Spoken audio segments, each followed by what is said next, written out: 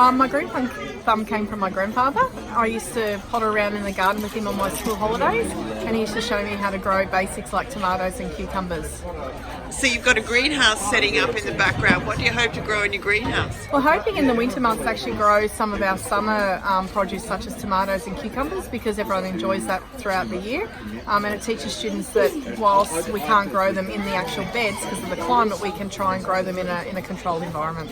Fantastic. And how is the kitchen garden program structured at Oxley Park Public School? So this year we're structuring it just one day a week. I'm off my main class and I'm teaching kitchen garden classes through the school.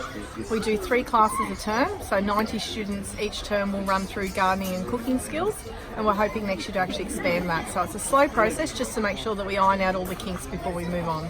I understand you have a lunchtime gardening club. We do. We run that 5 days a week at lunchtime. Without our gardening club, we wouldn't have, I suppose, the student hands to actually keep it an organic produce, and they help us with the watering, removing of bugs that we don't want in our vegetables, and also just giving every child that opportunity to come and garden as they choose in a free environment.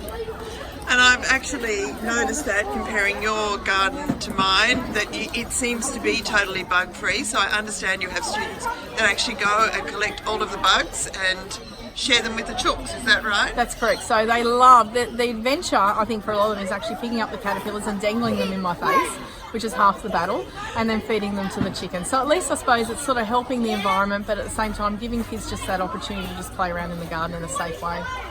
And you sell your produce?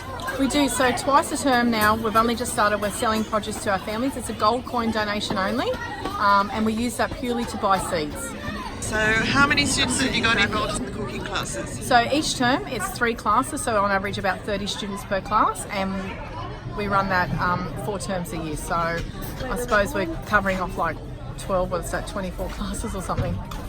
And are the students reporting that they're going home and actually cooking for their families at home? They are actually. Last year when I had my stage 3 class, parents were actually coming in and showing me pictures of what their children have made at home, such as rice paper rolls. So it's good. It's enabling students to take, I suppose, charge of their own nutrition, and also taking an active role in the household without seeing it now as a chore and more of an adventure or a challenge.